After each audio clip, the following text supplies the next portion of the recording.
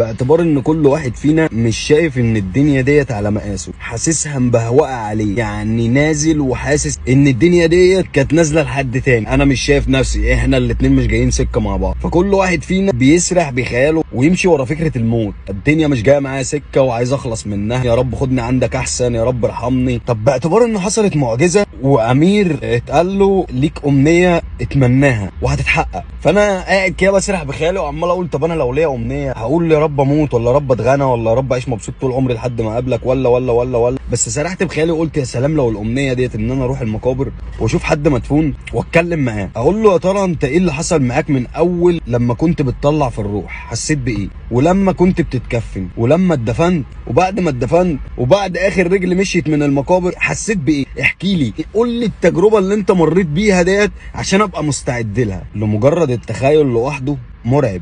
انت رايح عالم تاني، عالم كله حقيقه بقى، مش العالم المزيف اللي احنا قاعدين فيه دوت، العالم اللي كله كذب وخداع ونميمه وغيبه وقله جدعنه وقله اصول، ورجاله رايحه في داهيه وحريم رايحه في 60 داهيه، والدنيا خلاص اتقلبت الموازين، بقى اللي تحت فوق واللي فوق تحت، واللي راح في داهيه بيمجدوه ويعملوا له تمثال، والراجل اللي هو المفروض يتعمل له تمثال بيدوسوه. تخيل انت بقى اسرح كده يا ريس في اللي احنا رايحين له. احنا مش عارفين نتعايش مع الدنيا، فانت ازاي هتتعايش مع الاخره؟ يعني الدنيا اللي انت كنت واخد فيها قلم وبتقول هتعمل وهتسوي وهتعمل وهتسوي وهتروح وهتيجي وهتحقق وبتاع، وطلع 3/4 كذب وما عرفتش تحققه، ما بالك بقى الحقيقه الكامله اللي انت رايح لها هتقابلها ازاي؟ هو خايف، حاسس ان في حاجه غريبه، حاسس ان هو لو اتاخد فجاه هيتحاسب على اللي فات ده ازاي؟ هيتقال له انت عملت كده ازاي، ولا رحت كده ازاي؟ كان عقلك فين لما دخلت في الحوار الفلاني اليوم الفلاني الساعه كذا، انت عملت ايه؟ يعني ده الواحد لو كتابه كله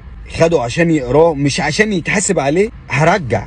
مش متخيل ان انا ممكن اقرا الكتاب بتاع اعمالي ده كله واتحاسب عليه. انا بقول لك قرايه لمجرد قرايه كده، بس الواحد ماشي بوعد ربنا ان احنا عشمانين في ربنا، ان سيئاتنا تتبدل حسنات، ان ربنا يتقبلنا من التوابين، ان حاجات كتير قوي عشمانين فيها برحمه ربنا ان احنا نخش الجنه. فالدنيا مش مستاهله ان هي تاخد 99.9 من تفكيرنا، ويبقى كل تفكيرنا ان احنا عايزين نركب العربيه الفلانيه. بالمناسبه عشان ما حدش يقول لي انت راكب عربيه فانت بقى انت ايه هتقعد تقول لنا ما تركبش عربيات او انتوا تسرقوش تدوروا على العربيات وانت راكب عربيه ومش شغال عليها. مش مستاهله ان احنا يبقى كل اللي شاغل تفكيرنا الدنيا، عشان ما نلاقيش نفسينا عشنا من العمر اللي ربنا كاتبه لنا وفي الاخر احنا ما عملناش حاجه لاخرتنا. ده مجرد بس ان البني ادم بيصلي وحاسس براحه نفسيه كده وحاسس ان هو مطمن، وفكره الموت بتاعت زمان اللي هو انا لو مت فجاه وانا ما بصليش وهطلع اتحاسب عند ربنا يا ترى هيقول لي ايه؟ مجرد بس ان انت صليت وانتظمت في الصلاه، لا الدنيا تمام، القلب عمران، الدنيا رايقه، حاسس ان انا لو مت برضك هيبقى